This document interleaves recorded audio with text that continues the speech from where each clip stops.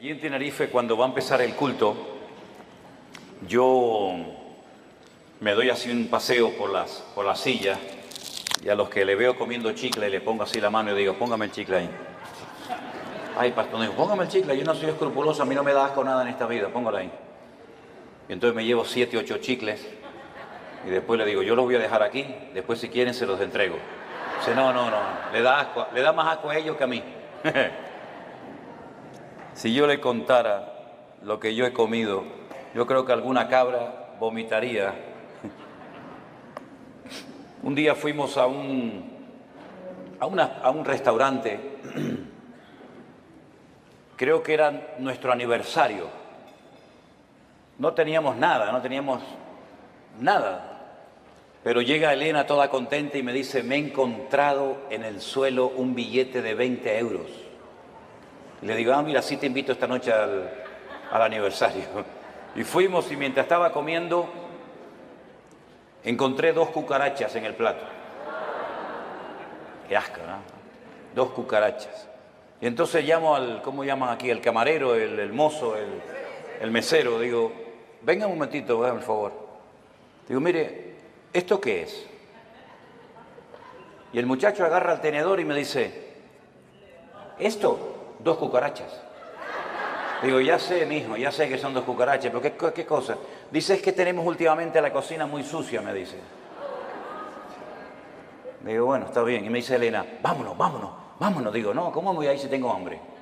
Entonces puse las cucarachas así en un lado del plato y yo seguí comiendo. Así soy yo. Por eso cuando me dice, pastor, ¿a usted le gusta esto? ¿A usted le gusta lo otro? Digo, yo me como lo que haga falta, no hay ningún problema, ¿no? Ahora, nuestra alma es diferente. A nuestra alma no se le puede dar cualquier tipo de comida, porque el alma también se enferma. Y a veces hay gente en la iglesia que no levantan cabeza, ¿me explico?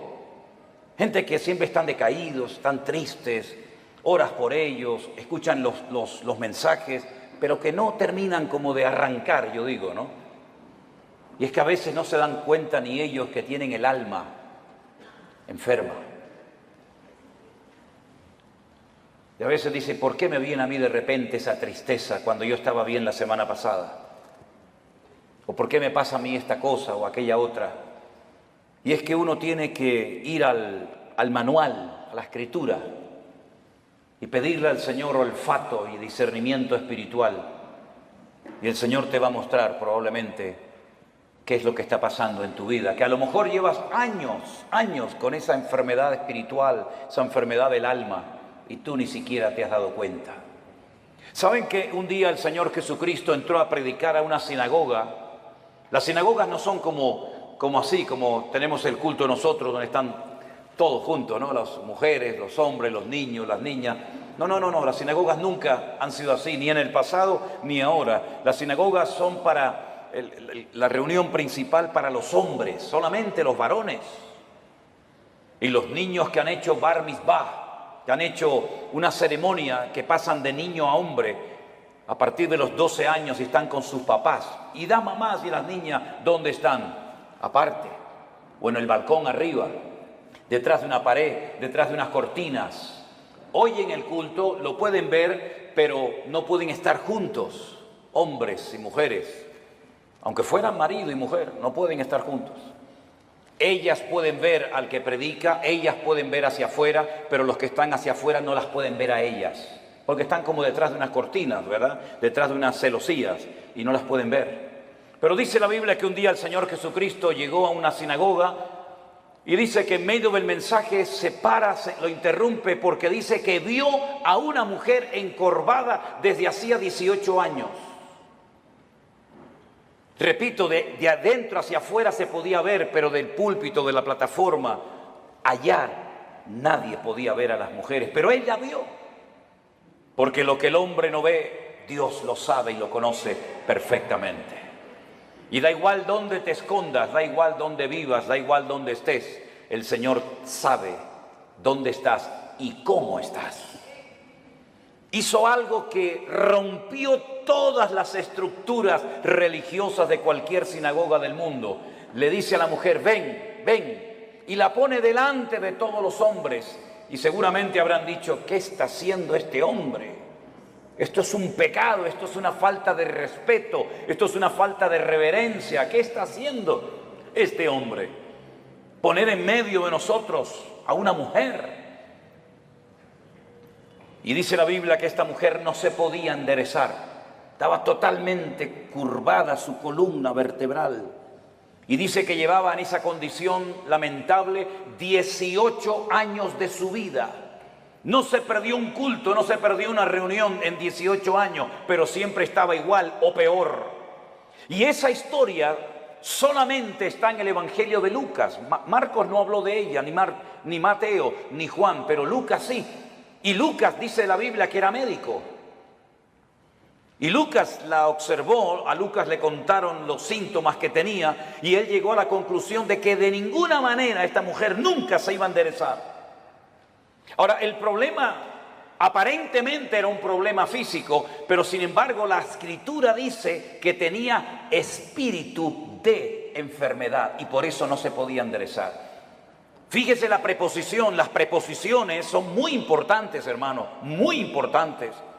Como cuando el Señor le dijo a Moisés, desde hasta será tu territorio, pero no te salgas de ahí porque no te voy a dar nada, pero desde aquí hasta allí todo será tuyo. Las preposiciones en la Biblia son tremendamente importantes.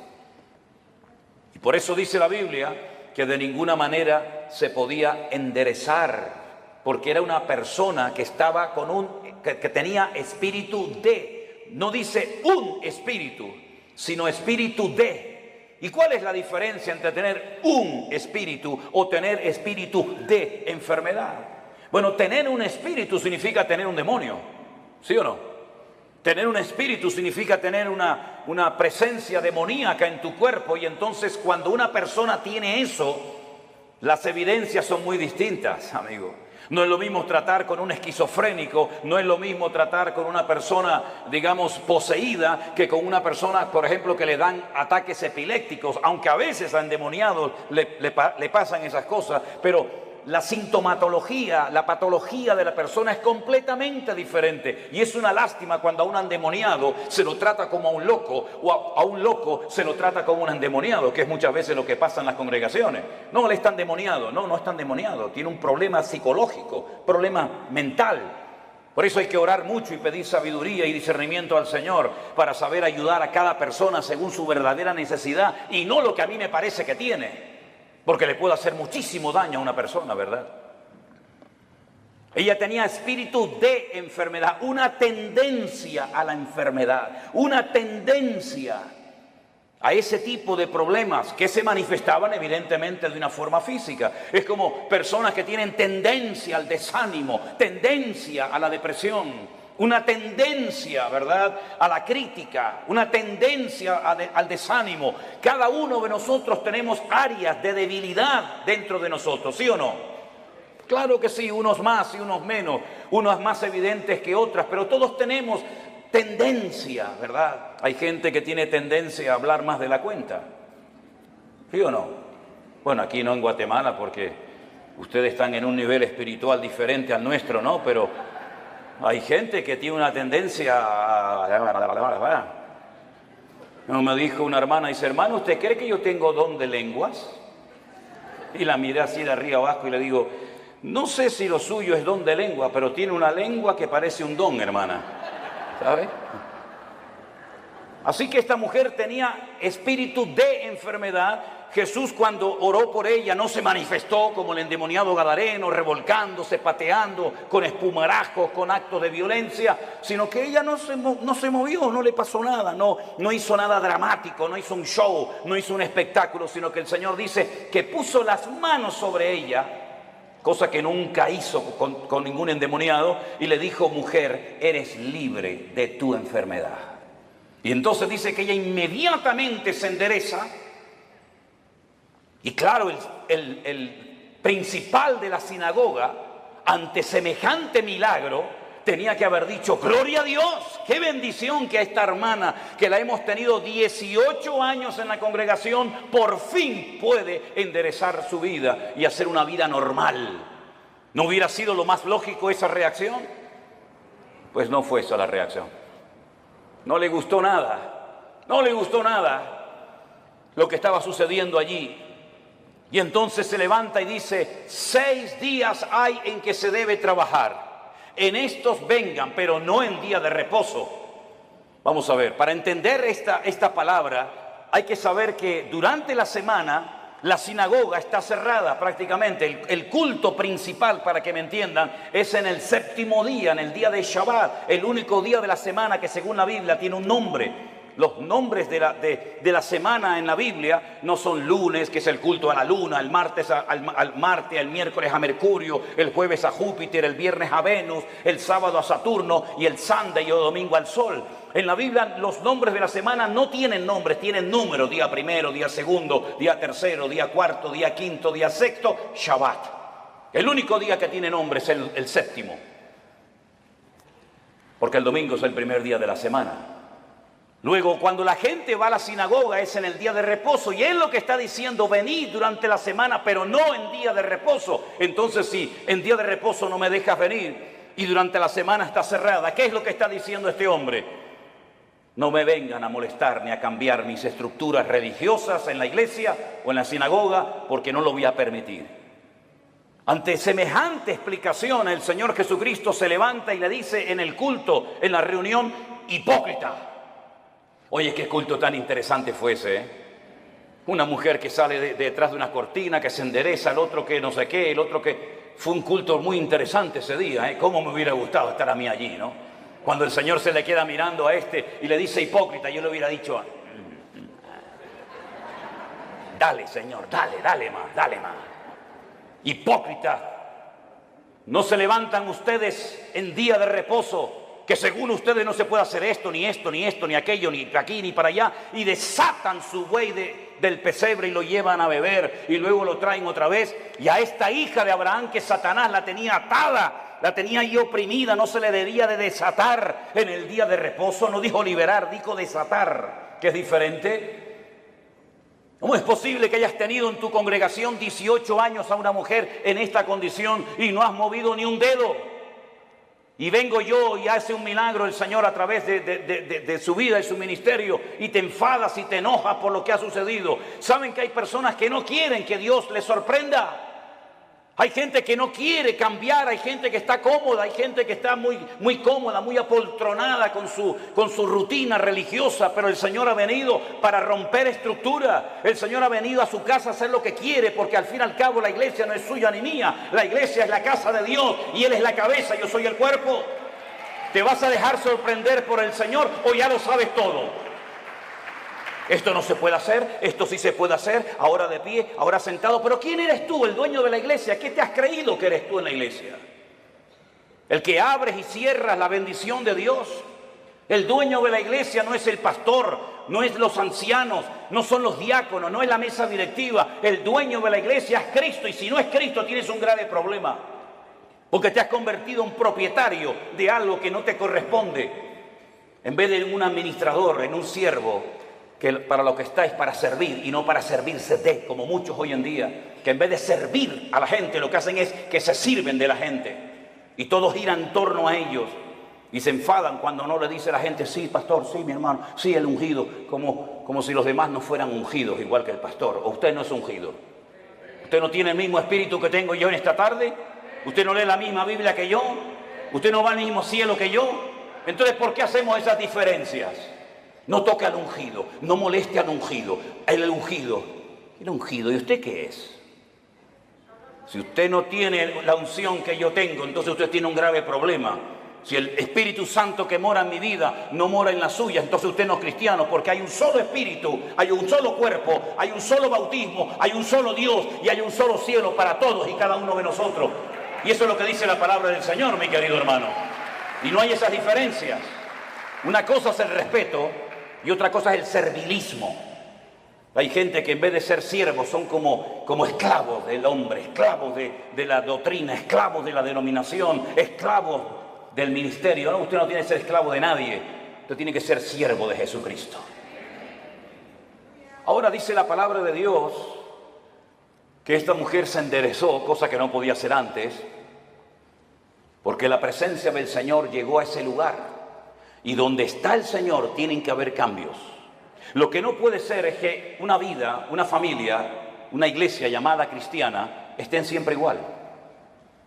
¿Qué es lo que hace mucha gente cuando se les predica claramente la palabra y se sienten incómodos?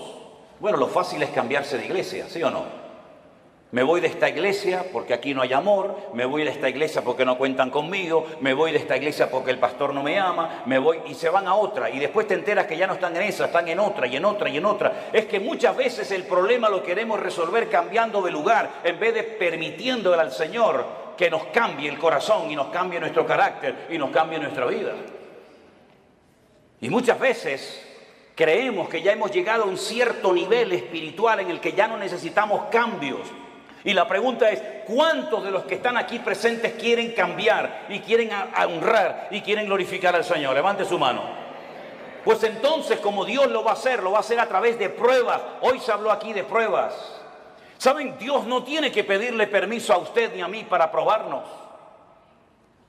Para nada.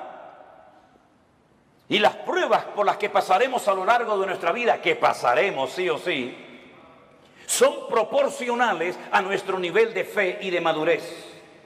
Lo cual quiere decir que Dios nunca jamás va a mandar una prueba a usted por equivocación, por error. Ay, esta prueba era para Juan y se la estoy mandando a Antonio. Esta prueba era para la hermana María y me equivoqué y se la mandé a la hermana Juana. No, no, para nada. Las pruebas están preparadas desde la eternidad para cada uno de nosotros. Y Él nunca nos va a mandar algo que no vamos a poder soportar y llevar. Y en el caso de que nos mandara algo que humanamente hablando decimos yo no aguanto, yo no puedo con esto, no te preocupes que el Señor te va a capacitar y te va a ayudar para que tú pases por la prueba con gozo y con la bendición de Dios. Yo siempre he dicho que si las pruebas que el Señor le mandó a Abraham se las hubiera pedido o se las hubiera mandado a David, no las hubiera podido soportar. Porque como dije esta mañana, David ganó muchas batallas fuera del hogar, pero dentro perdió muchas.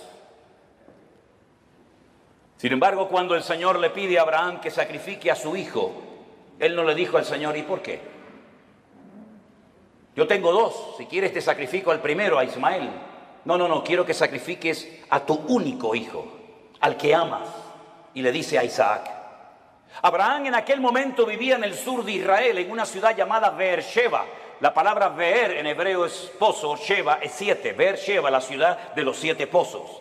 Él vivía en el sur de Israel. Beersheba en la actualidad es la capital del Negev, del desierto del Negev, del sur de Israel. Y el Señor le habla y le dice, ve al monte Moriah a sacrificarme a tu hijo. El monte Moriah está en Jerusalén. Es el monte donde tiempo más tarde se construiría el templo de Salomón. Él viajó, dice la Biblia, 3 días desde el sur de Israel hasta el monte Moriah. Y cuando llegan cerca del monte Moriah y lo ve de lejos, llevaba a algunos criados y él les dice a sus siervos, esperen aquí que nosotros iremos allí, adoraremos y volveremos. Fíjese qué interesante la palabra de Abraham, iremos, adoraremos y volveremos. ¿Cómo que volveremos si Dios te ha dicho que van 2 y vuelve 1? Subiréis 2 al monte Moriah, pero a uno lo tienes que sacrificar y matarlo allí, y el que volverá serás tú solo. Pero no dijo eso Abraham, dice iremos y volveremos. No fue hasta el ministerio del apóstol Pablo, cientos, miles de años después de este acontecimiento, de la aquedá, como se llama en hebreo, de la atadura, que inspirado por el Espíritu Santo, el autor de la carta a los hebreos y también Pablo dijo que tenía a este hombre tanta fe y tanta confianza en el Señor que si sacrificaba a su hijo, el Señor se lo podía levantar de entre los muertos. Nunca jamás en la historia Dios había resucitado a un muerto. Nunca había habido un precedente de un muerto que resucitara. Pero Abraham sabía, porque conocía a Dios. Y eso es muy importante, que tú conozcas la esencia de Dios para que sepas si esto viene de Dios o esto viene del diablo o sabe Dios de dónde viene esta prueba. Él sabía que si mataba a su hijo, Dios se lo podía levantar de entre los muertos. Cosa que metafórica o simbólicamente sucedió. Ahora, muchos se han imaginado toda la vida que Isaac era como un niñito pequeño, que si no quiere ir lo empujo y lo llevo a la fuerza. No, no se equivoque, no es así. Yo he visto en algunas iglesias y he visto en las escuelas dominicales que presentan a un niño de 7, 8, 9, 10 años, que el papá lo sube encima de un altar, lo amarra, saca el cuchillo y lo va a matar. Es que no es así lo que cuenta la Biblia. Si usted saca cuentas, y podríamos ir por los textos para demostrarle lo que le digo, Isaac tenía en ese momento 40 años. 40 años tenía el hijo de Abraham. Y por eso dice que iban ambos juntos, porque Isaac no era tonto. Isaac sabía perfectamente que un sacrificio necesita de una víctima, de un animal, cordero, cabra, oveja, buey o lo que sea. Y por eso él le dice al padre: Padre, veo que llevas el fuego, porque no era la primera vez que subía a un monte a sacrificar algo, a hacer un holocausto. Veo que llevas la leña, veo que llevas todo, pero falta lo principal, falta la víctima, falta el animal. Y el padre le dice: el Señor proveerá, hijo. El Señor proveerá. ¿Tú sabes que el Señor proveerá lo que necesitas? ¿Lo sabes? Abraham sabía que Dios iba a proveer lo que fuera, pero lo iba a proveer. Los dos caminaron lentamente hacia el monte Moriah. Isaac se somete a la voluntad del Padre, porque entiende que la víctima en ese caso, en ese día, va a ser él. Se deja amarrar, se pone encima del holocausto, porque la palabra que aparece en el texto original en hebreo no es que lo matara, sino que lo matara y lo quemara. Lo matara y lo quemara. Imagínate la prueba tremenda. E Isaac se somete y está dispuesto a ser una víctima inocente, porque el Dios de su padre le ha dicho que así se tienen que hacer las cosas. Ahora, Abraham venía de una tierra donde sacrificar a hijos, sacrificar a niños, sacrificar a vírgenes, sacrificar a personas era lo más normal del mundo. Pero él sabía que el Dios de su padre no era un Dios que pedía víctimas inocentes de seres humanos. Pero aunque no entendía nada, se sujeta al plan y a la voluntad de Dios. Hermanos, nosotros no hemos sido llamados para entender todo lo que Dios nos va a pedir y todo lo que Dios va a hacer en nuestra vida. Gracias a Dios no tenemos esa obligación de entender las cosas, pero sí tenemos la obligación y el deber de obedecer a Dios, aunque no entienda la voluntad y la voz de Dios para mi vida. Isaac no dijo: ¿y por qué yo? ¿Y por qué no Ismael? ¿Y por qué esto? ¿Y por qué aquello? Sino se sujetó. Silencio absoluto. ¿Oyen ustedes a Isaac hablando con su padre? ¿Oyen ustedes a Isaac quejándose contra Dios? En absoluto. Porque Isaac en ese momento, aunque él no era consciente, es un tipo de Cristo, sometiéndose a la voluntad del Padre eterno, entregando su vida por todos y cada uno de nosotros. Y en el momento en el que Abraham va a sacrificar a su hijo, dice que se oyó una voz del cielo diciendo: alto, Abraham, no lo hagas. La prueba no se produjo porque Dios quería comprobar la obediencia de Abraham. Es que Dios no te prueba a ti, mi hermano, ni a ti, mi hermana, para saber cómo vas a reaccionar. Es que Dios no necesita probarte para saber cómo eres. Es que Dios no necesita pasarte por una prueba económica, física, espiritual o de la índole que sea para comprobar si eres obediente o eres un rebelde, si eres una persona espiritual o eres un cabezón. Dios no necesita probarte para sacar conclusiones. Ya Dios te conoce desde el vientre de tu madre. Las pruebas son para que tú descubras cómo eres tú realmente delante de Dios. Es un test, es un examen, es una prueba que Dios te pasa a ti para que sepas si verdaderamente amas a Dios o no lo amas. Para que te des cuenta si eres tan obediente como dices o aparentas ser. Las pruebas no son para demostrarle a Dios nada, son para demostrarte a ti mismo el tipo de creyente que tú eres. No el que te gustaría ser, sino el que realmente eres en ese momento. Y en esa prueba sale tu verdadero yo. Sale lo mejor de ti o puede salir lo peor de ti. Es en la prueba donde se ve realmente si se puede contar contigo. Todo eres bla, bla, bla, bla, bla, planes, proyectos, ideas, pero a la hora de verdad no vales para nada. Es en la prueba donde se demuestra si tú verdaderamente tienes paciencia y tienes temor de Dios y respetas al Señor y estás dispuesto a sacrificarte. Las pruebas, repito, no son para demostrarle a Dios nada. Las pruebas son para que tú te des cuenta el tipo de madurez, tus debilidades, tus carencias o tus puntos fuertes. Y es interesante notar que no fue necesario que Abraham sacrificara a Isaac, porque quedó bien claro para todo el mundo allí presente y para las futuras generaciones que Abraham era un hombre que amaba a Dios. Fíjense qué interesante que Abraham nunca leyó la Biblia. Abraham nunca leyó los Proverbios. Abraham nunca supo nada del Apocalipsis. Abraham nunca tuvo un pastor. Abraham nunca habló en lenguas. Abraham nunca, jamás asistió a ninguna congregación. Pero entonces, ¿cómo tenía tanto conocimiento de Dios sin pastor, sin iglesia, sin escuela bíblica, sin iglesia virtual, sin nada? ¿Cómo llegó a conocer tanto ese hombre a Dios? Porque Abraham se terminó dando a conocer como el amigo de Dios. ¿Y por qué fue amigo de Dios? Porque Jesús tiempo más tarde dijo: ¿queréis ser mis amigos? Pues haced todo lo que yo os mando. Esos son los amigos verdaderos de Dios.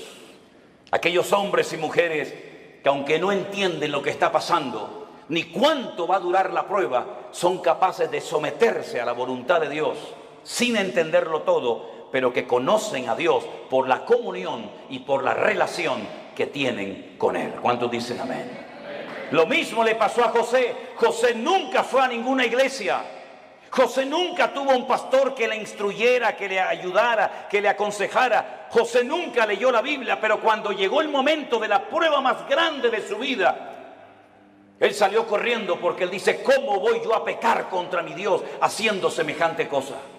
¿Cómo él sabía si no estaban los 10 mandamientos escritos? No estaba ni una palabra, ni una coma, ni una tilde de la Biblia escrita. ¿Cómo él sabía que eso no le agradaba a su Dios? Porque el que conoce a Dios sabe lo que a Dios le agrada y lo que Dios abomina. ¿Por qué hay tanta gente en las iglesias hoy en día que están todo el santo día pidiendo confirmación? ¿Me puede el Señor confirmar si estoy llamado o no? ¿Me puede el Señor confirmar si tengo que ir allí o no?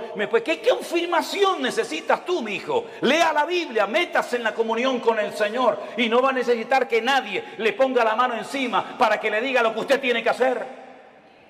Esa dependencia enfermiza de la oveja, del pastor, como si el pastor fuera su papá, como si el pastor le tiene que decir: vaya al baño ahora.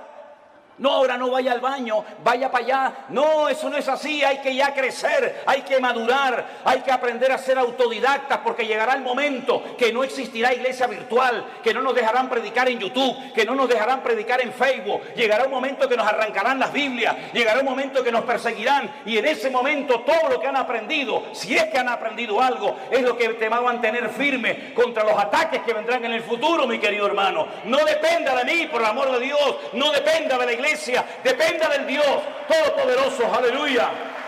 Y si no lo aprende, dudo que aguantes la prueba, porque la prueba solamente la aguantan los que aman a Dios.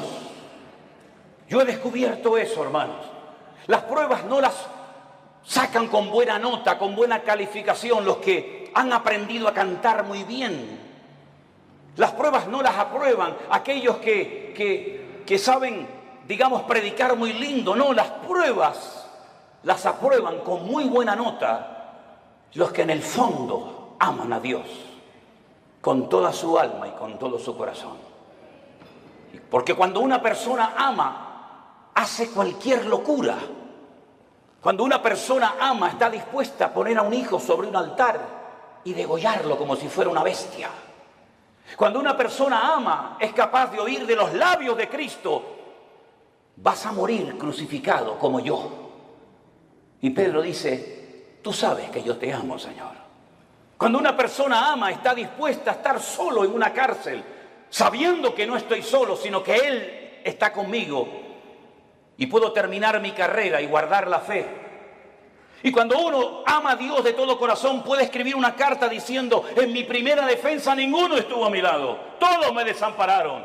Pero no lo habla desde la amargura, no lo habla desde el rencor o el resentimiento, sino que dice, no se preocupen, hermano, Demas me abandonó, Alejandro me causó muchos males, el otro se fue por aquí, el otro se fue por allá, me sacaron de la celda, me llevaron al juicio, nadie estuvo a mi lado, pero el Señor estuvo a mi lado y me dio fuerzas, aleluya, y me guardó de la boca del león.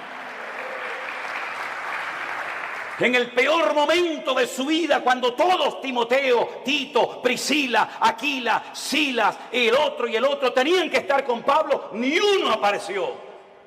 Pero el Señor estuvo a mi lado y me libró de la boca del león y me seguirá librando. A Él la gloria y la honra y el imperio por los siglos de los siglos, dice Pablo. A ese nivel tenemos que llegar. A ese nivel de fe, a ese nivel de madurez, a ese nivel de esfuerzo y sacrificio es al que tenemos que llegar todos y cada uno de nosotros. Porque todos vamos a ser probados en mayor o en menor medida. Y dice la Biblia que los que son fieles y aman al Señor, Dios nos guardará de la hora de prueba que ha de venir sobre todas las naciones de la tierra. Hace años atrás la gente de Europa venía a América, cuando el continente europeo quedó totalmente arrasado por la Segunda Guerra Mundial. Alemania quedó destrozada completamente, Italia quedó destrozada, toda Europa plagada de muertos.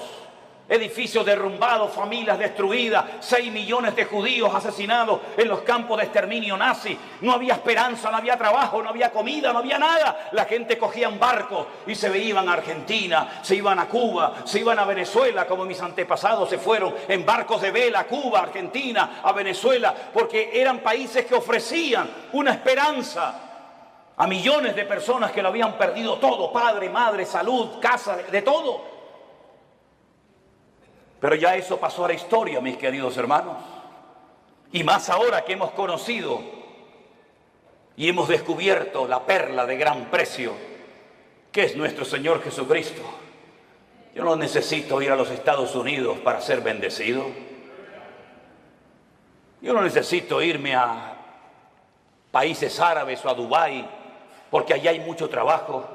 ¿Es que acaso el Dios de Guatemala o el Dios de Nicaragua o el Dios de Haití o el Dios de Cuba o el Dios de Japón es más pequeñito que el Dios de allá? ¿No ha dicho el Señor, yo estaré contigo todos los días hasta el fin del mundo? ¿No nos ha demostrado el Señor que eres el dueño de la plata y del oro? Que no es mi esfuerzo personal, sino es la misericordia y la grandeza de Dios lo que a mí me permite hoy comer, vivir, respirar y tener victoria en mi vida. Permítame decirles que este muchacho que estuvo a punto de ser sacrificado, imitando o intentando imitar el ejemplo de su padre, cuando hubo miseria y los animales no tenían pasto para comer y faltaba el agua en los pozos, él sintió en su corazón hacer lo mismo que hizo su padre, que ir a Egipto. Oye, cada vez que había hambre y miseria en Canaán, siempre había de todo en Egipto. Nunca faltaba el agua, nunca faltaba el pasto, siempre en Egipto había de todo. Y el Señor le dice a Isaac, no vayas a Egipto. Pero Señor, mi padre fue a Egipto. Claro que tu padre fue a Egipto. Y Egipto se le metió en su casa. ¿O no te acuerdas de tu hermanito Ismael, de quién nació? Y no te acuerdas de doña Agar, no te acuerdas que se fue de Egipto, pero Egipto se le metió en la casa.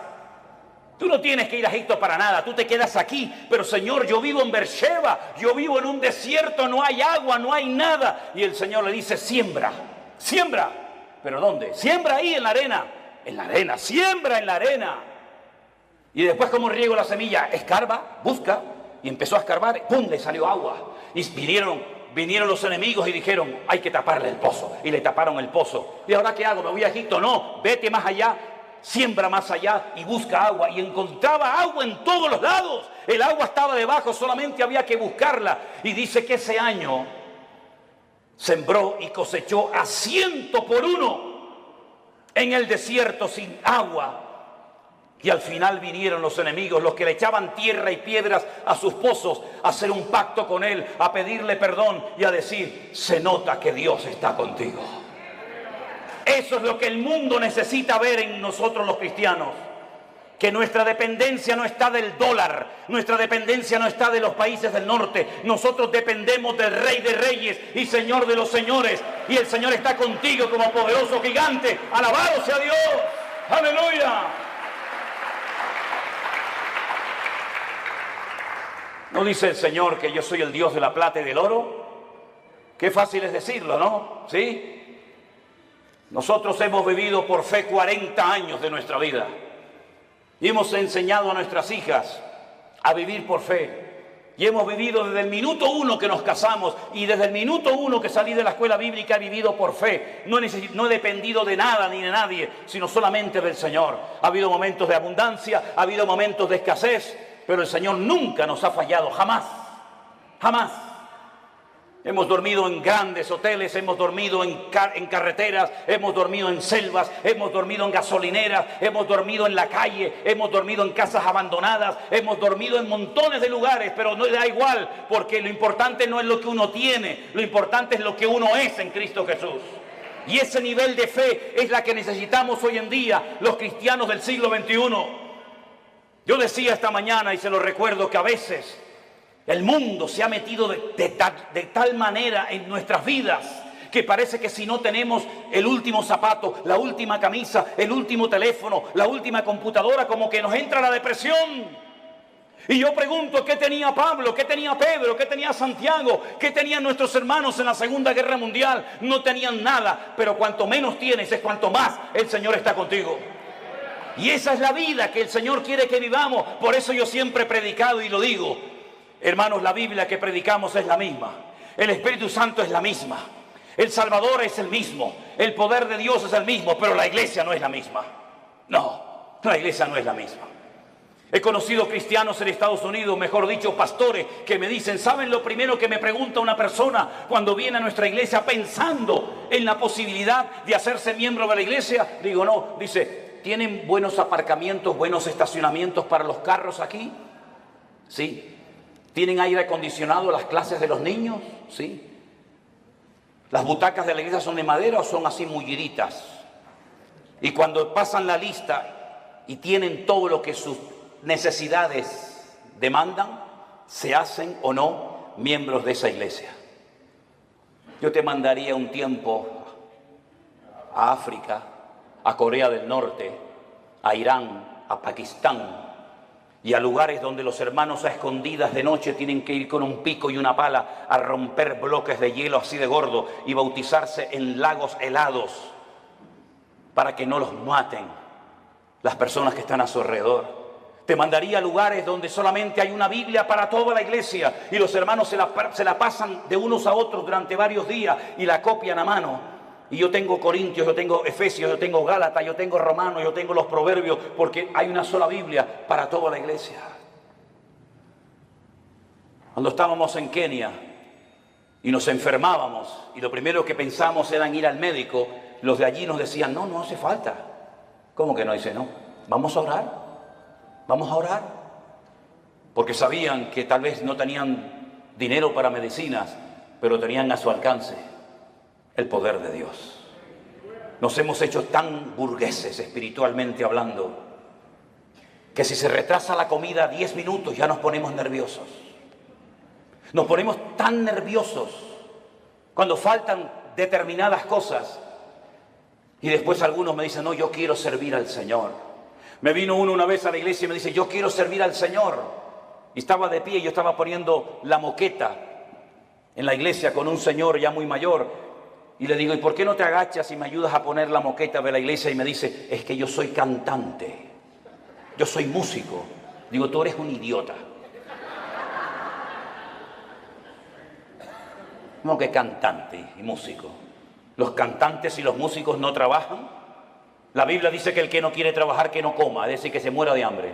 Eso dice la Biblia, ¿eh? No quiere trabajar, no coma. Y el que no come ya sabe lo que le pasa. ¿No trabajaba el Señor? Dice, yo trabajo y hago la obra del que me envió.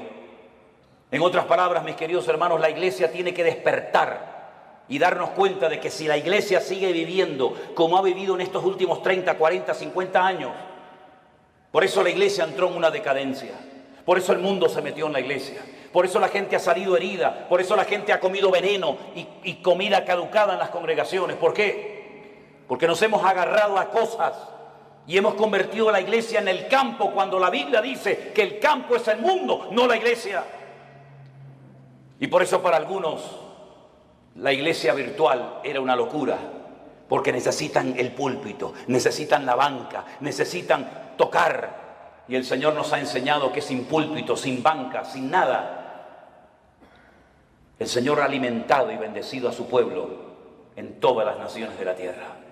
Por eso yo les animo a todos y a cada uno de ustedes que no olviden todo lo que hemos aprendido desde marzo del 2020 hasta el día de hoy. Que no tengamos una amnesia, sino que recordemos todo lo que el Señor nos ha venido enseñando y mostrando día a día. Estos testimonios de gente cambiada, estos testimonios de gente sanada, testimonios de familias restauradas, todo esto lo ha hecho el Señor sin necesidad de que una persona sea la estrella y el protagonista. La obra la ha hecho el Señor nuestro Dios, al cual le damos a Él siempre toda la gloria y toda la honra. Aleluya. Así que, mi querido hermano, Dios sí que nos guardará de las pruebas, claro que sí, pero nuestro nivel de madurez tiene que ser elevado. Me sorprendió mucho cuando fuimos a la cárcel el otro día, los pastores, sí, pastores que están allí también cumpliendo condena, privados de libertad, pero saben que ese es el momento y el lugar donde tienen que estar atendiendo y ministrando a otras personas. Cada uno de nosotros tenemos un lugar en el cuerpo de Cristo. Yo sé cuál es el mío y cuál no es el mío. Pero yo quiero que usted cierre sus ojos en esta tarde y a partir de hoy se proponga seriamente decirle al Señor cuál es mi sitio y cuál no es mi sitio. ¿Qué tengo que hacer y qué no tengo que hacer? ¿Qué tengo y qué no tengo? Pedro le dijo a aquel paralítico: no tengo. No esperes de mí plata y oro porque no tengo, pero lo que tengo te lo voy a dar. La Biblia dice que antes de que una persona sea usada, primeramente tiene que ser probada. Nadie puede ser usado en el reino si no es probado primeramente. Y el Señor sabe cómo probarnos y cuánto tiempo probarnos. Dígale al Señor: enséñame a gozarme en las pruebas. Descubre mi corazón para que realmente me dé cuenta si verdaderamente yo te amo o no te amo tanto. Hemos visto que el Señor nos ha bendecido, nos ha prosperado, nos ha usado, pero todavía queda mucho camino por recorrer, hermanos, muchas almas, muchos países que visitar, muchos lugares donde ir. Y si somos fieles y obedientes al llamado de Dios, Dios seguirá guiando nuestros pasos y fortaleciendo nuestras vidas. Señor, te damos gracias en esta tarde por este día de victoria, de bendición que hemos pasado juntos, Señor. Gracias por los hermanos que se han bautizado. Gracias por los testimonios que hemos oído. Gracias por el tiempo que hemos podido pasar juntos en armonía. Pero sabemos que estos solamente son unos pocos días, que la vida realmente está allá afuera esperándonos. Yo te ruego, Señor, Dios del cielo y de la tierra, que traigas madurez a nuestros corazones y a nuestras vidas. Que estemos dispuestos a ser probados y a gozarnos en las pruebas. Bendito sea tu nombre, Señor. Busque a alguien en este momento y ore con él junto, por favor. Busque a alguien, sea esposo, sea su marido, sus hijos, un hermano que no conoce de nada, da igual. En estas reuniones, en estos encuentros que hacemos, se produce algo muy bonito, y es ver hermanos de la misma ciudad que no se conocían, que aquí en estas reuniones se conocen. Hermanos que no se conocían de nada antes, ahora se hacen amigos y se dan abrazos. En estos lugares le hemos demostrado al mundo que somos capaces de juntarnos con hermanos pentecostales, con hermanos bautistas, con hermanos metodistas, con hermanos de cualquier denominación. Y somos capaces de juntarnos juntos y alabar a Dios y honrar a Dios sin levantar en alto una bandera, sin levantar en alto el nombre de un hombre o de una denominación. Dios está rompiendo barreras, hermanos queridos. Pastores de diferentes iglesias vienen a nuestros encuentros, vienen a nuestras reuniones y juntos alabamos al Señor. Y eso es algo milagroso que nunca se había dado, o por lo menos hace mucho tiempo. Aquí nos juntamos hermanos de diferentes nacionalidades, ricos, pobres, blancos, negros, hermanos que tienen una tendencia denominacional, hermanos que tienen otra creencia denominacional, hermanos que levantan las manos, hermanos que no levantan las manos, hermanos que hablan en lenguas, hermanos que no hablan en lengua. Eso es lo de menos. Lo que nos une no es eso, lo que nos une es el amor de Dios. Y lo que queremos es impactar al mundo con el amor de Dios en nuestros corazones. Aleluya. Recibe la gloria, mi Dios. Y así orando los unos por los otros, te damos gracias por tu fidelidad. Gracias por tu palabra, Dios mío. Aleluya. Gracias, Señor, por el milagro de la iglesia. Gracias, Señor, por los hermanos que vienen haciendo grandes esfuerzos para venir a comer palabra viva. Que nunca se pierda este amor, esta unidad, esta armonía, sino que nos mantengamos unidos, y ahora más que nunca. Bendiga a su hermano, dígale: Señor, bendice esa casa, bendice esa familia, bendice a ese hombre, ese anciano, llénalo de tu nube de gloria, Señor. Y dígale: hermano, me comprometo delante de mi Dios a dejar mis prejuicios a un lado. Me comprometo delante del Señor a dejar las diferencias a un lado y amarnos como tú nos has amado, Padre Celestial. Aleluya. Gloria a tu nombre. ¿Qué nota es?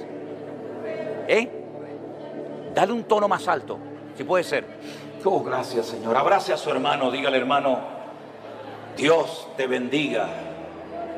Le amo, querido hermano. Pónganse de pie y salúdense. Salúdense, conozco los santos los unos a los otros. Aleluya.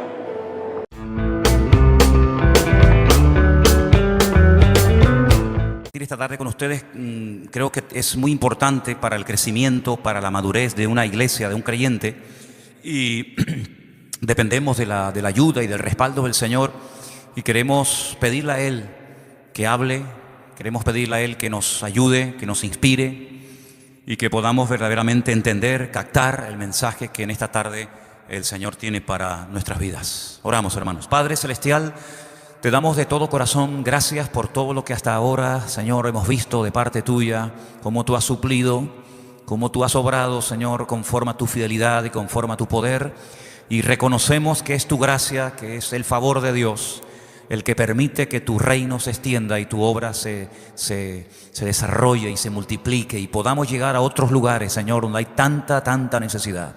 Señor, queremos pedirte en esta tarde que tú bendigas esta enseñanza, este mensaje, y que no solamente los que están aquí puedan disfrutar y aprender, sino también después las cientos y miles de personas que lo estarán escuchando y viendo en diferentes lugares.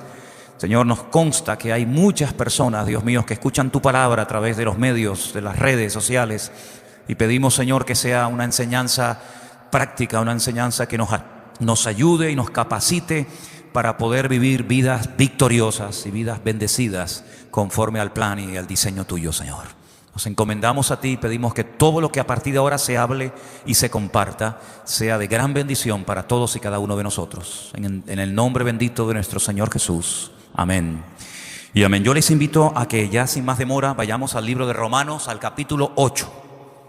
Romanos capítulo 8. Esta es la única carta que Pablo escribe a una iglesia que él no ha fundado. Todas las cartas que tenemos de Pablo en el Nuevo Testamento fueron después escritas a congregaciones que él las abrió personalmente. Cuando le escribe a los Corintios, las personas que van a recibir esta carta son sus hijos en el Señor, espiritualmente hablando, o los tesalonicenses, o los colosenses, o los efesios, ¿verdad? También escribe cartas personales, por ejemplo, a Filemón, a Tito, a Timoteo. Pero esta es una carta que él le escribe a una iglesia que él no ha establecido, que él no ha fundado. Pero evidentemente tenía un gran conocimiento de la membresía, porque si ustedes después con detenimiento y con tranquilidad en casa leen el último capítulo de Romanos, él da una lista enorme de nombres de personas a las cuales él saluda. Por lo tanto, aunque él no ha sido, por así decirlo, el padre, el fundador de la obra, es una iglesia que conoce perfectamente, porque hay una lista, ya digo, enorme de hermanos a los cuales él saluda. Así que evidentemente había una relación muy directa con los hermanos que se congregaban en la ciudad imperial, la ciudad de Roma. Dicho esto, cuando ustedes lean en algún momento la carta a los romanos, yo les voy a pedir un favor: no la lean con prisa, no la lean así diciendo y terminé de leerla, sino que léanla tranquilamente, porque es una de las cartas más profundas del Nuevo Testamento. Junto con Gálatas y también con Efesios, es una de las epístolas más profundas, porque los que la iban a recibir eran de origen judío, aunque vivían en Roma, y eran grandes conocedores de la Escritura, de las Escrituras del Antiguo Testamento, se supone. Por lo tanto, Pablo escribe en un nivel, con una profundidad, que a menos que los que iban a recibir la carta fueran expertos y conocedores de la Escritura, no iban a enterarse absolutamente de nada. Ahora, la carta está plagada de costumbres, la carta está plagada de las famosas leyes de Roma. Para poder entender muchas cosas que Pablo enseña y dice en la carta, hay que conocer bien la cultura del Imperio Romano. Cómo vivía esa gente, cómo pensaban, cómo reaccionaban, cómo eran algunas de las ceremonias que hacía, para que después podamos entender sobre todo el capítulo 8, que para mí es el corazón de la carta de Pablo. Capítulo 8 de Romanos es un capítulo increíble. Y hay dos palabras que aparecen continuamente en el capítulo 8. Una es la palabra carne y otra es la palabra espíritu. Con la primera no tenemos problema, porque más o menos sabemos a lo que se refiere Pablo cuando dice o cuando habla de la carne. Pero con la otra palabra hay un poco de problemas por una razón, y es que en nuestro idioma, ustedes lo van a ver continuamente en la Biblia, a veces la palabra espíritu aparece con mayúscula y a veces la misma palabra espíritu aparece con minúscula. Y bueno, parece ser que cuando se refiere al Espíritu de Dios, al mover de Dios, a la presencia del Señor, pues para diferenciarlo se pone espíritu con mayúscula. Y cuando habla del espíritu humano, pues se emplea la palabra minúscula. Pero esto es un poco complicado, porque en el texto original, bien en griego, el Nuevo Testamento, o en hebreo, el Antiguo Testamento, no existe este tema de mayúsculas y de minúsculas. No existe eso. Eso es algo que para nosotros es muy importante. No es lo mismo decir Señor, y ahí mencionamos al Señor Dios Todopoderoso, o cuando decimos Señor fulanito de tal, estamos utilizando la misma palabra, pero la connotación es muy diferente. Por eso ponemos mayúscula o minúscula. Pero repito, eso en el texto original no existe, sino que hay palabras específicas para saber a qué espíritu o a qué señor se refiere el autor de la carta. Ahora, vamos a empezar con la primera palabra, la palabra carne. Dice en el versículo 1, estamos en Romanos 8, ¿verdad? Romanos 8:1. Ahora pues, ahora, es un hecho, tiempo presente, ahora, ninguna condenación hay para los que están en Cristo Jesús. Coma, y añade, los que no andan conforme a la carne, sino conforme al Espíritu. Si este matiz es muy importante. Ahora ninguna condenación hay para los que están en Cristo Jesús. Y a continuación da una característica de los que están supuestamente en Cristo Jesús. Dice que no andan, no se comportan, no actúan, no viven, no piensan, no reaccionan según la carne, sino de una forma diferente.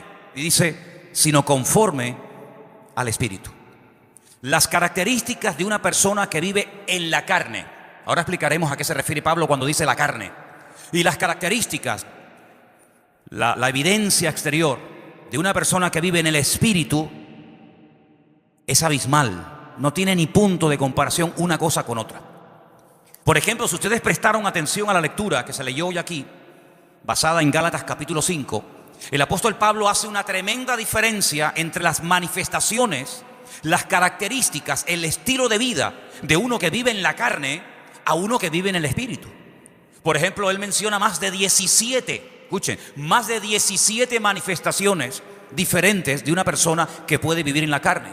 Y ahí menciona adulterio, fornicación, orgías, borracheras, pleitos, celos, iras, contiendas, disensiones, etcétera, etcétera, etcétera. Ese es el estilo de vida de una persona que digamos que no es creyente, bíblicamente que está en la carne. Y después por otra parte dice, pero el fruto, lo que se manifiesta, lo que es notorio y palpable en la vida de un hombre o de una mujer que vive o que pretende y quiere vivir en el Espíritu, es amor, gozo, paz, paciencia, benignidad, bondad, mansedumbre, fe, templanza, etcétera, etcétera. Entonces tú dices, oye, es que no tiene nada que ver las características de una persona que vive en el Espíritu a las características de una persona que vive en la carne. Las personas que viven en la carne generalmente son personas que no valoran el don, uno de los dones más grandes e importantes que tiene todo ser humano, y es el tiempo. El tiempo es un concepto que ha sido creado por Dios como regalo a la humanidad. Sabemos que Dios no se mueve en nuestro tiempo, es atemporal, es eterno. Pero el concepto tiempo, eso de minutos, segundos, horas, milenios, años, siglos, etcétera, eso es algo que tiene que ver con nuestras reglas de juego, es nuestro patrón de conducta. Es ahí donde nos movemos. Y ese es un regalo que Dios le ha dado a todo ser humano. Mira, el ateo más ateo del mundo, cuando se levanta por la mañana, tiene 24 horas. Y el creyente más santo y más consagrado al Señor tiene exactamente lo mismo, 24 horas. Y una persona que no quiere saber nada de Dios, que tiene un modelo, un diseño de vida totalmente antagónico, apuesto al de un creyente, tiene una semana de 7 días. Exactamente igual que la semana de 7 días que tiene un creyente. Luego, el concepto tiempo es un regalo universal. Los blancos, los negros, los ricos, los pobres, en todos los continentes de la tierra, el tiempo es igual para todo el mundo. Y una de las características de una persona que vive ajeno a la voluntad de Dios, ajeno al diseño de Dios, es decir, que vive en la carne, es que desperdicia el tiempo, no lo valora. Ahora, cuando Pablo le escribe a los que quieren vivir esforzándose en el Espíritu, dice, ojo, aprovechen bien el tiempo. Cuidado, porque el tiempo que pasa no se puede recuperar. Esa es una de las características del tiempo. Si ya no podemos volver al pasado, no existe máquina del tiempo, no hay regresión, no podemos volver atrás y decir, oye, ayer me quedaron por hacer esto, esto y esto. Amigo, pasó a la historia y nunca más ese tiempo, ese minuto, ese año volverá, nunca más. Es como las olas, cuando entran y rompen en la arena, esa ola desapareció, vendrá otra, pero esa ya desapareció. Exactamente es igual el tiempo. Va transcurriendo y Santiago lo define como una especie de neblina. Dice que el tiempo, la vida, que está incluida en el factor tiempo, dice que es como neblina que pasa y cuando te das cuenta, se te fue la vida, amigo. Entonces, una de las características de las personas que viven en la carne es que desperdician el tiempo, no valoran el tiempo. Aparte de que viven en desorden, en desobediencia, dándole lugar a todo tipo de vanaglorias, de soberbias, de vicios, convirtiéndose queriendo o sin querer, consciente o inconscientemente, en esclavos, en dependientes de cosas o de personas. Y por eso después se llevan desilusiones y desengaños. Personas que han puesto su fe y su confianza en otras personas o en instituciones, ¿verdad? Y se llevan un desengaño porque las personas que viven en la carne, al no esperar en Dios, sino al esperar en el hombre, pues la Biblia dice, cuidado con confiar en el hombre, porque te puede llevar tremendas desilusiones. ¿Cuántos dicen amén? Ahora, Pablo emplea la palabra carne en un sentido general. Después vamos a ver cómo él intenta utilizar esa palabra para hablar de otros conceptos. Pero en primer lugar vamos a ver la palabra carne como palabra en sentido general. Algunos versículos de Romanos, ¿les parece? Romanos 2, versículo 28. Romanos 2, verso 28. Vamos a escuchar este primer texto, por favor.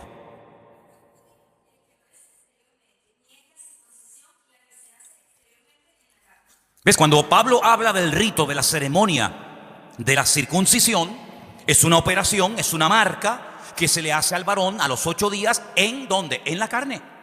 Entonces, él tiene obligatoriamente, cuando hace referencia a esa ceremonia, a ese rito, que mencionar la palabra carne. No puede mencionar otra porque es la que le cae como anillo al dedo, porque está hablando de la carne física, ¿verdad? Entonces, la circuncisión, al ser algo hecho en la carne, tiene que utilizar evidentemente esa palabra.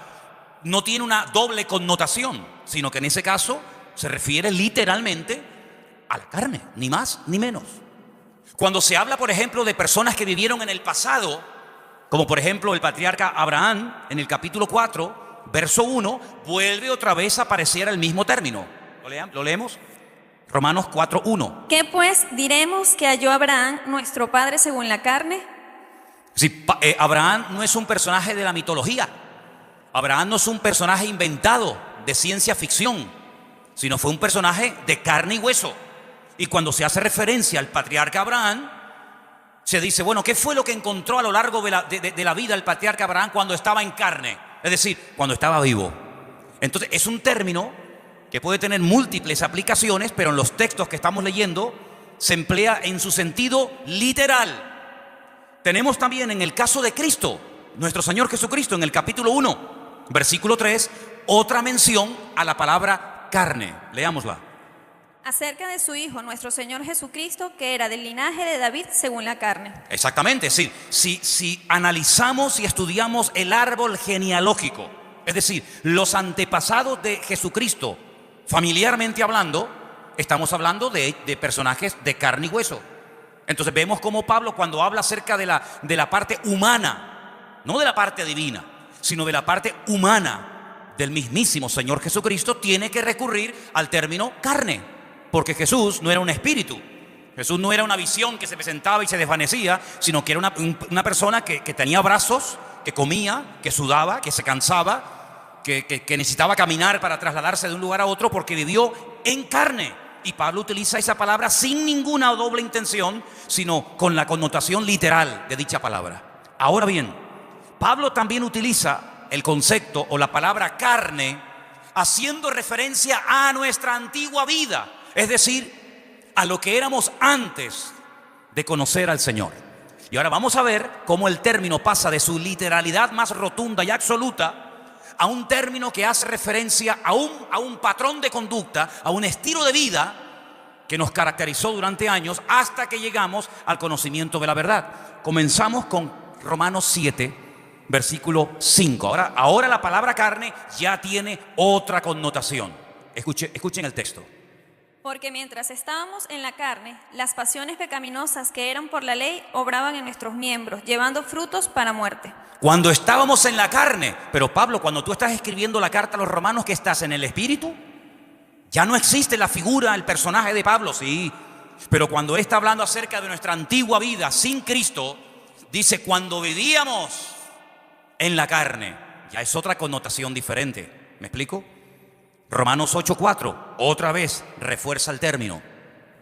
Para que la justicia de la ley se cumpliese en nosotros, que no andando conforme a la carne, sino conforme al Espíritu. Ahora hay una vida nueva en Cristo. Ahora hemos, como dice otro texto de la Escritura, pasado de muerte a vida. Y ahora la vida de un creyente no es seguir viviendo en la carne, sino vivir en el Espíritu. Ahora la palabra carne toma otra connotación. Hace referencia a lo que éramos antes, cuando estábamos, como dice él, en nuestros delitos y pecados, sirviéndonos a nosotros mismos en vez de servir al Señor. Romanos 8:8. Y los que viven según la carne no pueden agradar a Dios.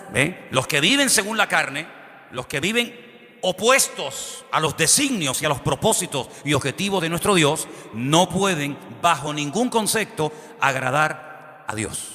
Luego, el vivir en la carne significa vivir en un estado de desobediencia, de rebeldía, de oposición a Dios. También el versículo 9 hace referencia a esto que estamos hablando. Romanos 8:9.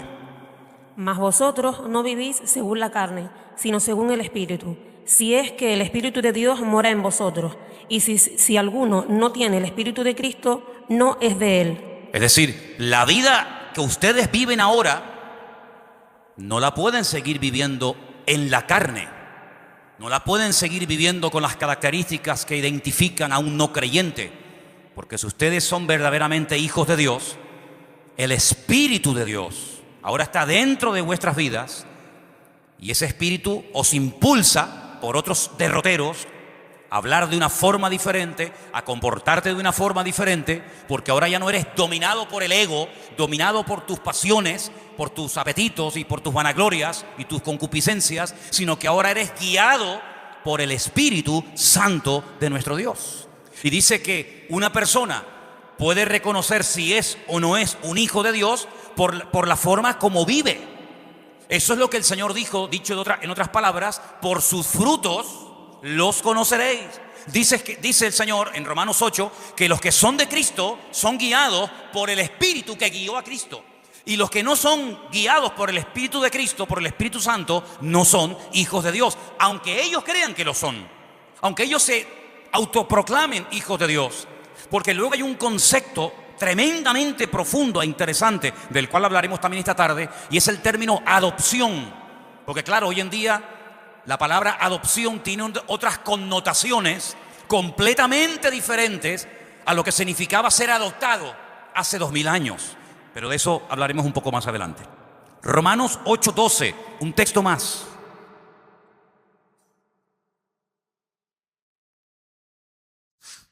Así que, hermanos deudores, somos no a la carne, para que vivamos conforme a la carne.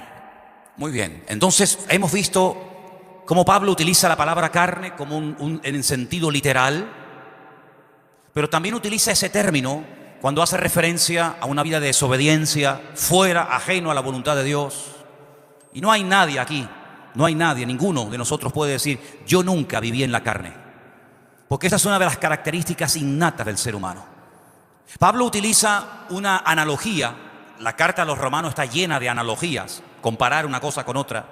Y hay un momento en el que Pablo, para que podamos entender más lo que es vivir en la carne, con sus consecuencias, y lo que es vivir en el Espíritu, con sus correspondientes consecuencias, echa mano del primer hombre, echa mano de Adán.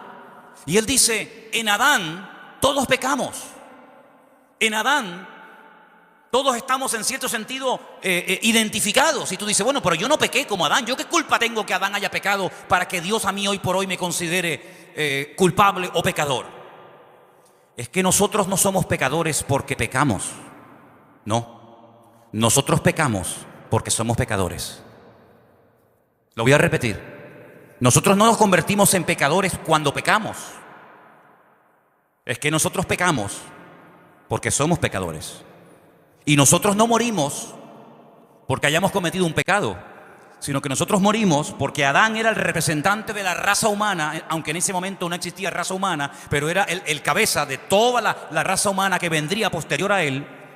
Y todo lo que él hizo es como si tú y yo lo hubiéramos cometido. Prueba de ello que cada vez que vas a un cementerio, cada vez que vas a un entierro, te puede venir a la cabeza decir, esta es la consecuencia del pecado de Adán. Así como en Adán todos mueren, así como en Adán el sello, el estigma de la desobediencia, de la rebeldía y de ser pecadores es notorio y evidente, ahora el apóstol Pablo dice, pero hay un segundo Adán, y lo llama el Señor Jesucristo. Y así como en Adán todos mueren, en Cristo todos viven. Entonces nosotros tenemos que tomar una decisión cada día. ¿Como quién quiero vivir? ¿Como Adán o como Cristo? ¿Cómo quiero vivir? ¿En qué equipo quiero jugar? ¿En el equipo de Adán o en el equipo de Cristo?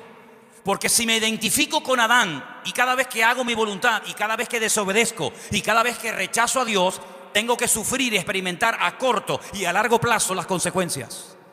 Pero si decido vivir como Cristo vivió, no te queda más remedio que tener el espíritu que Cristo tuvo a lo largo de su vida para poder vivir en victoria, como Él vivió todos los días de su vida como hombre en victoria. ¿Cuántos dicen amén? Y esto es un concepto que no nos entra en la cabeza.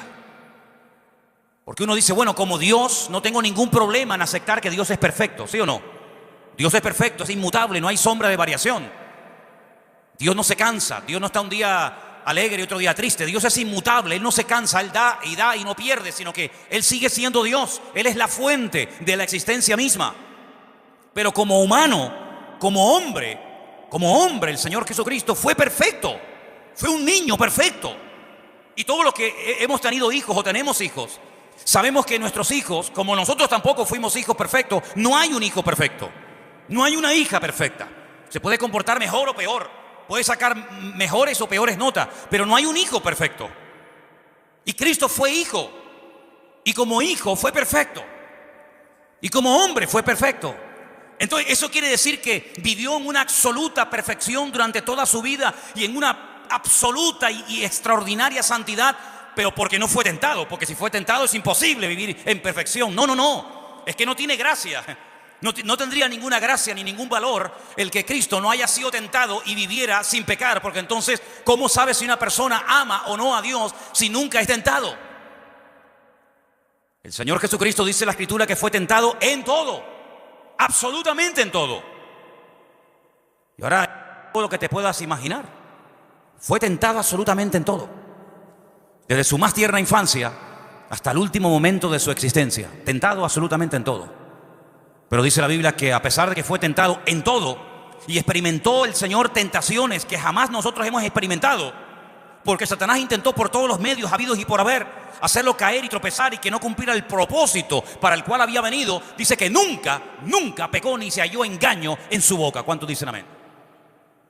Porque el Señor Jesucristo, cuando habla acerca compara la ley con el sermón del monte, Él dice: oísteis que fue dicho. Y Él echa mano a textos del Antiguo Testamento que los conocía perfectamente. ¿Cómo no los va a conocer? Si Él era la palabra humanada, la palabra encarnada, hecho hombre.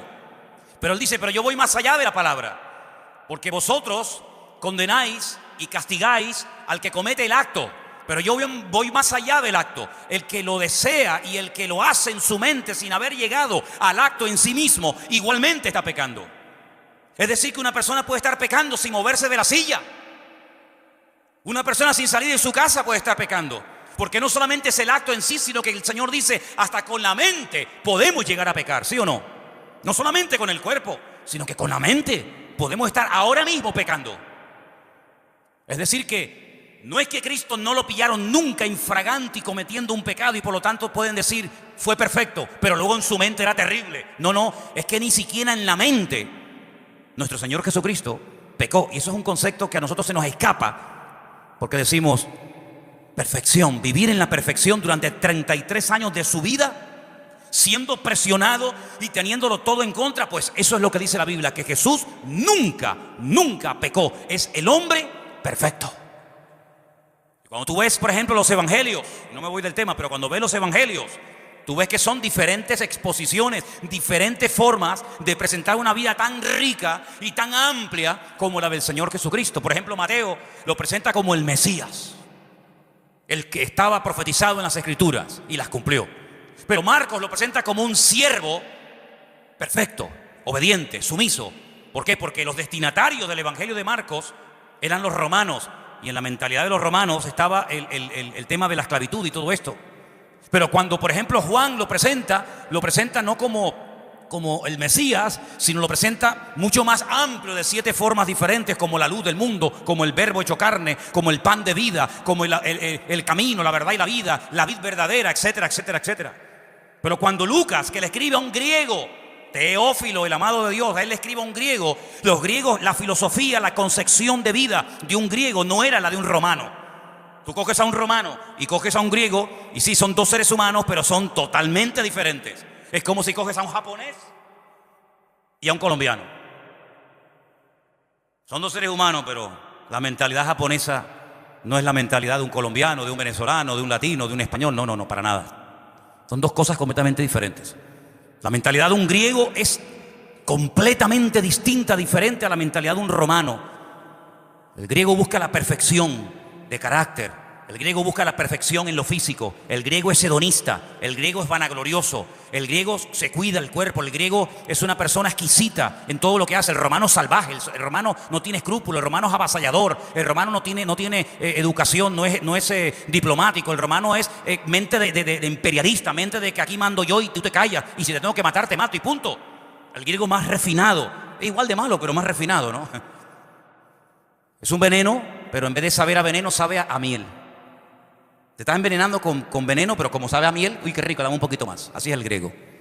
Entonces, como él le va a escribir a un griego, él dice: te voy a hablar de un hombre perfecto. Y claro, Teófilo dice: un hombre perfecto. Si Platón no fue perfecto, ni Aristóteles, ni Séneca. ¿De quién me estás hablando? ¿De quién me estás hablando? De Jesucristo, el Hijo de Dios. Y lo presenta como el hombre perfecto. Así que Cristo nunca vivió en la carne. Ni siquiera cuando dormía su subconsciente le traicionaba. Jamás. Fue perfecto en espíritu, alma y cuerpo. Entonces, lo que Pablo intenta en el capítulo 8 de Romanos decirle: hermanos, ahora nosotros hemos pasado de muerte a vida. Nuestra antigua vida estaba caracterizada por vivir en lo que él llama la carne. Pero ahora voy a enseñarles un nuevo modelo de vida. Vamos a vivir en el Espíritu. Pero en el Espíritu con mayúscula o en el Espíritu con minúscula. En el Espíritu Santo de Dios. En el Ruach HaKodesh, no en el Neuma, sino en el Ruach HaKodesh, en el viento recio de Dios, en el Espíritu de Dios. Porque ese fue el Espíritu que habitó en Cristo, el que hizo que su madre quedara embarazada y el que lo ungió y lo capacitó durante toda su vida hasta que él llega un día a Nazaret y dice: el Espíritu de Dios está sobre mí.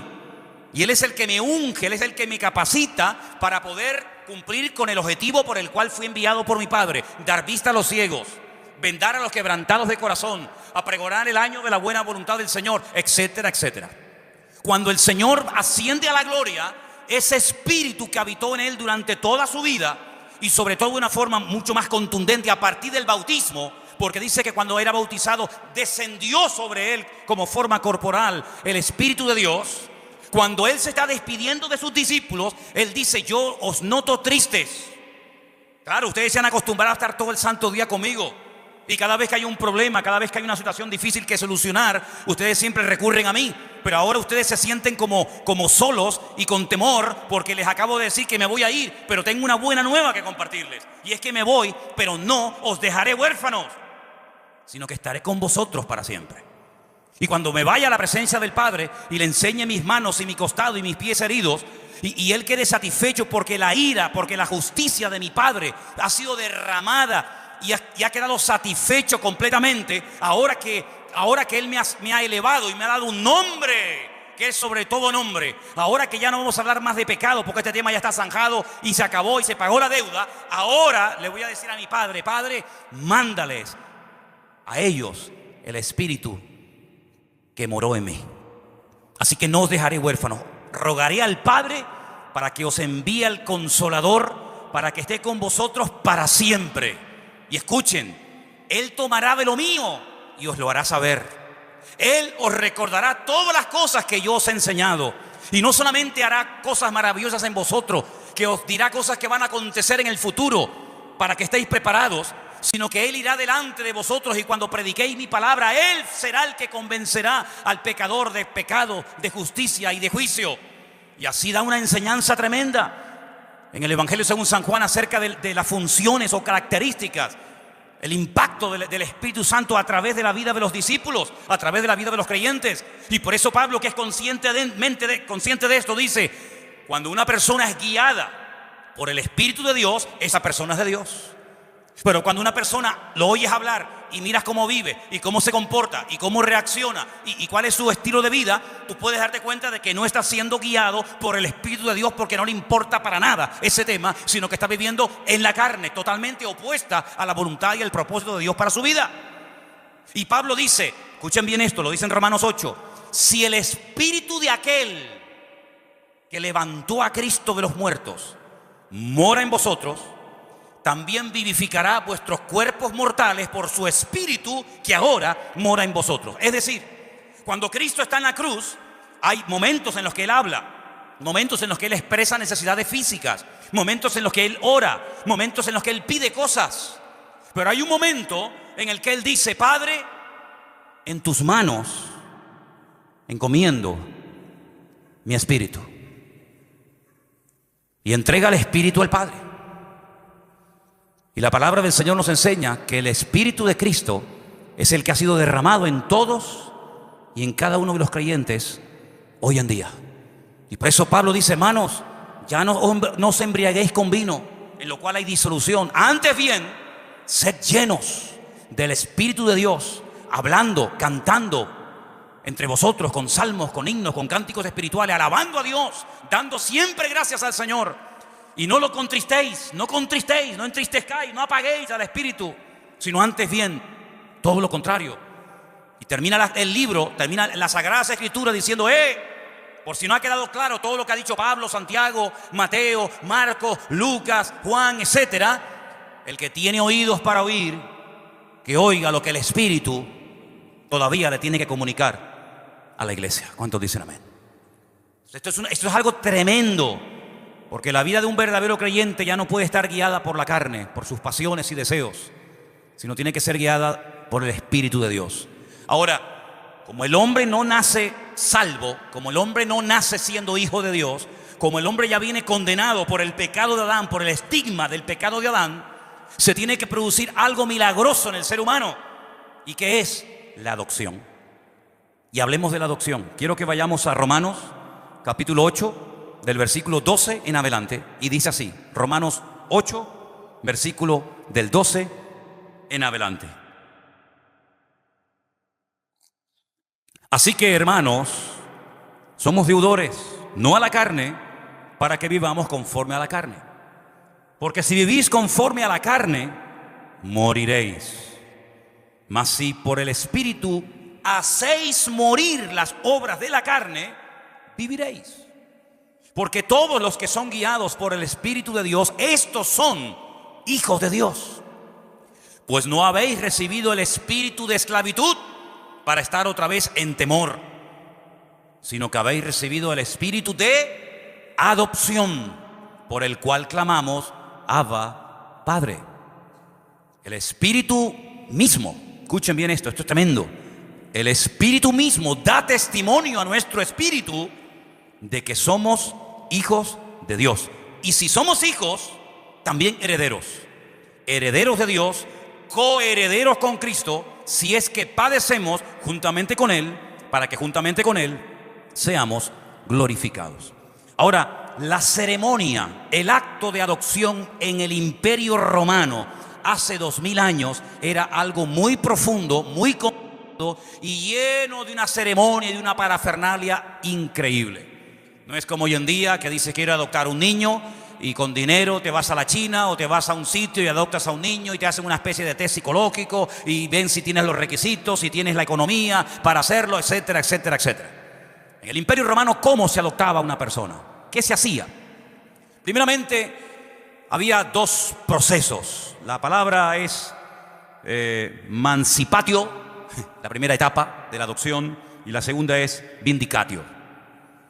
Se cogían monedas, una balanza y 7 testigos, y se iba a la autoridad correspondiente, y lo que se hacía era como que se ponía a la venta a un hijo, a una persona.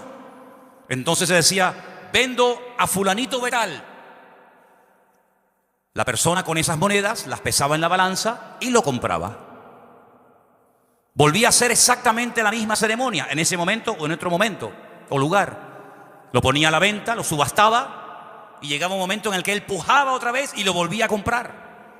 Pero la ceremonia, el acto más importante de la ceremonia era cuando se ponía a la venta a la persona y la persona que tenía capacidad para comprarla no pujaba y no lo compraba. Y si no lo compraba, la persona que lo ofrecía, automáticamente se rompía todo vínculo legal, la patria potestad sobre dicha persona, y el que lo comprara pasaba automáticamente a ser el padre, adoptar a esa persona como uno de sus hijos. Estos 7 testigos, en el caso de que muriera el que había hecho la venta y el que había hecho la compra, estarían siempre preparados para presentarse ante las autoridades pertinentes de la época para decir, no, yo fui testigo de que este hombre vendió el día tal en tal lugar a fulanito de tal y esta persona pujó por él y lo compró por tal cantidad. Y entonces, ¿qué ocurría a partir del momento en el que una persona adoptaba, compraba? Porque la adopción no era por sentimiento, sino que había que dar un precio muy elevado para poder comprarlo. A partir de ese momento, todos los derechos y obligaciones que tenía el que había sido adoptado con su antigua familia o con la persona que lo había vendido quedaban automáticamente anulados. Tú no tienes ya absolutamente nada que ver con este hombre que te vendió y que ya no tiene ninguna autoridad sobre tu vida.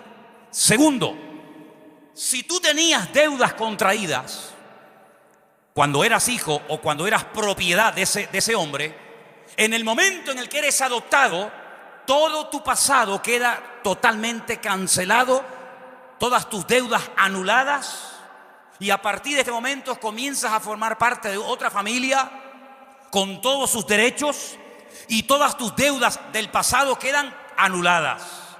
Y a partir de este momento legalmente eres considerado heredero legítimo de ese hombre que te ha adoptado como padre o te ha comprado para él.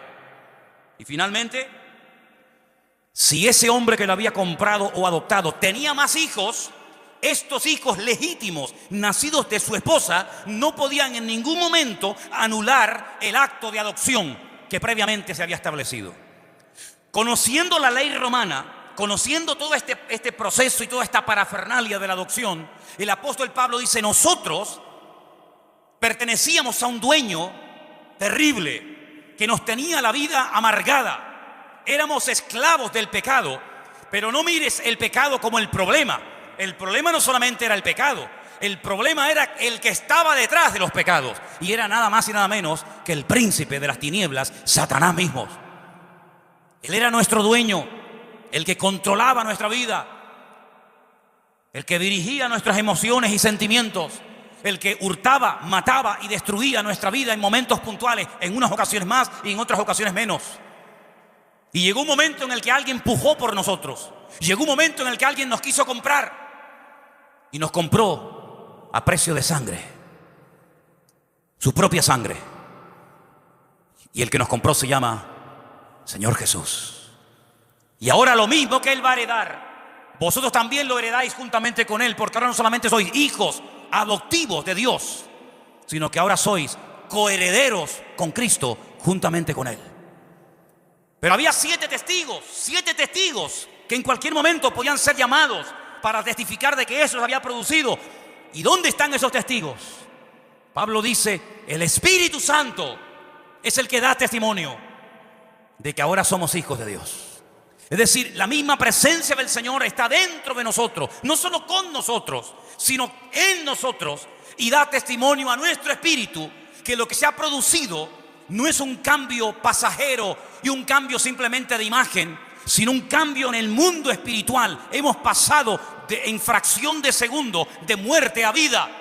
Y por eso cuando hablamos de la conversión, es algo tan profundo. Conversión, convertido a Cristo, es mucho más. De hecho, no tiene nada que ver con venir aquí o no venir aquí. Hay gente que puede estar viniendo aquí y no son salvos. La salvación no es cambiar de iglesia, cambiar de religión, cambiar de imagen, sino es cambiar por dentro. Y el único que nos puede cambiar por dentro es nuestro Creador, el que nos hizo, pero no solamente nos hizo y nos creó, sino que además nos compró y nos adoptó como hijos suyos en su familia. ¿Cuántos dicen amén? Y ahora el Espíritu de Dios nos anhela celosamente, y es el que ahora nos guía.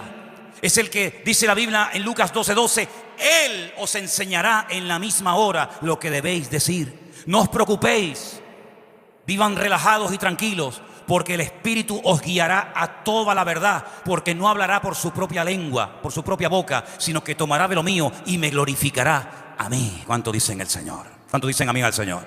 Así que, amados hermanos, en esta tarde tenemos que tomar una decisión, pero radical. ¿En qué equipo queremos jugar?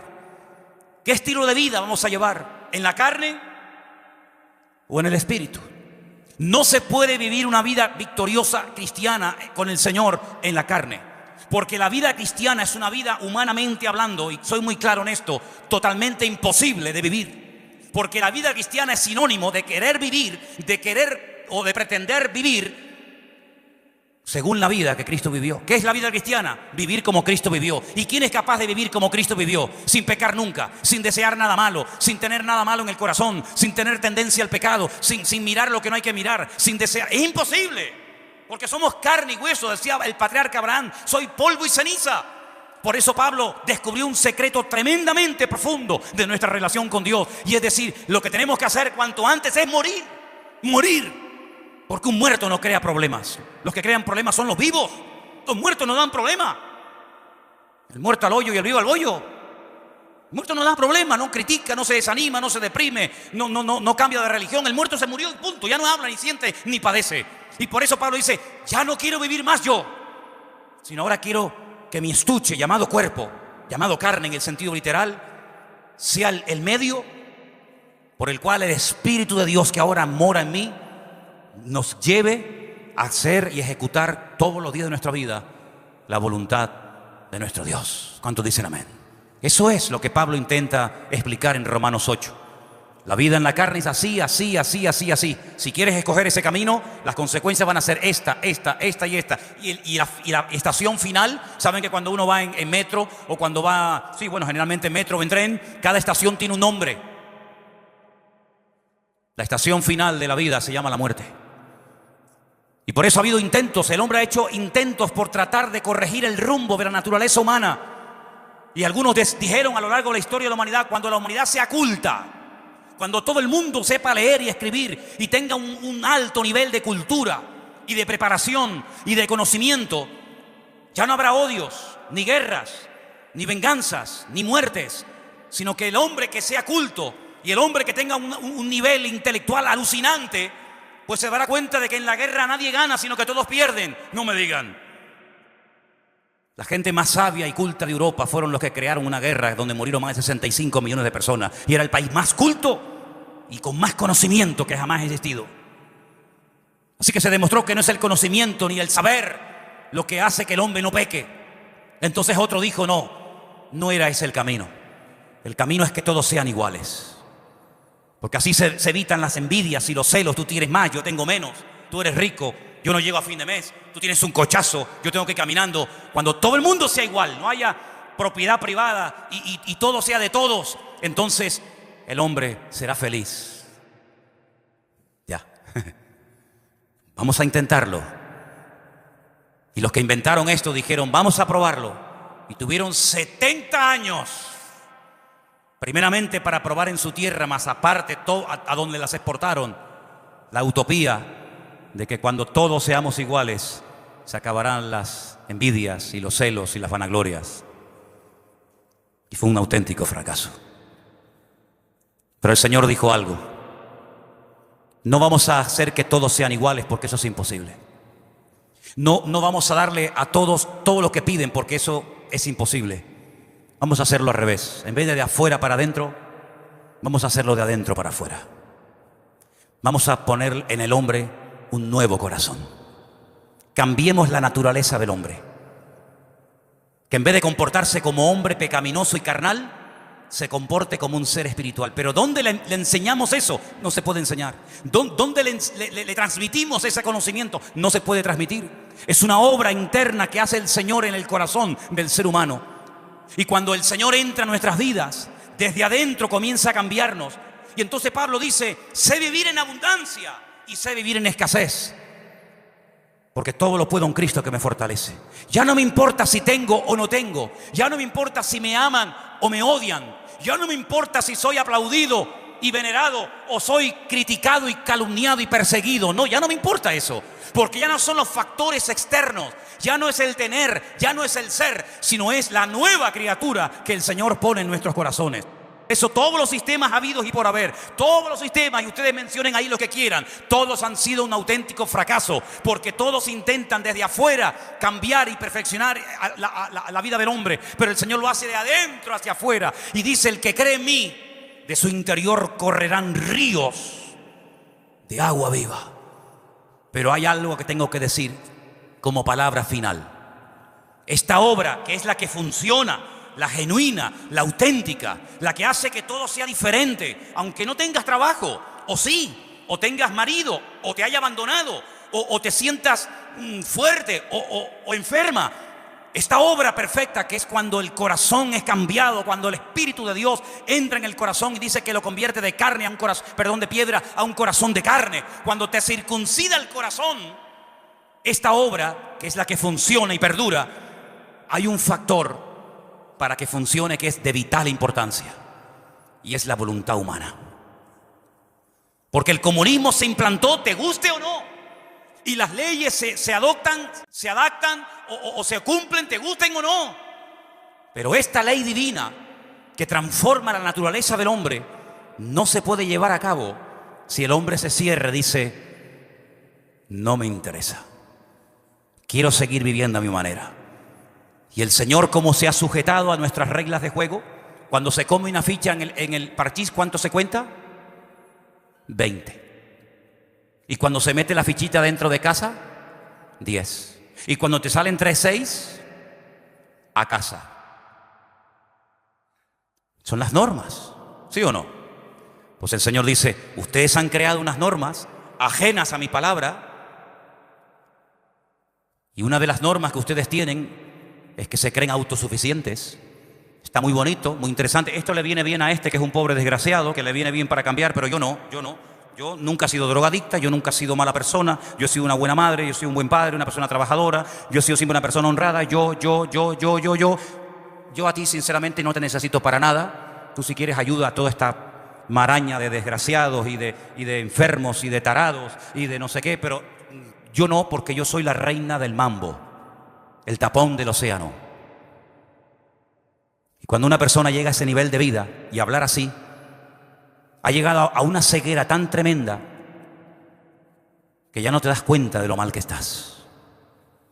Ya has cruzado una línea muy peligrosa y es la de no querer arrepentirte. Y cuando no te quieres arrepentir, Dios no se mete donde no lo llaman. Entonces, para que todo esto funcione a la perfección, lo que tenemos que hacer es decir, Señor, perdóname.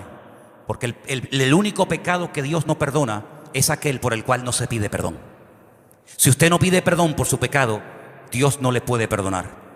Pero en esta tarde se ha predicado la palabra, se ha sembrado la palabra en tu vida y en tu corazón.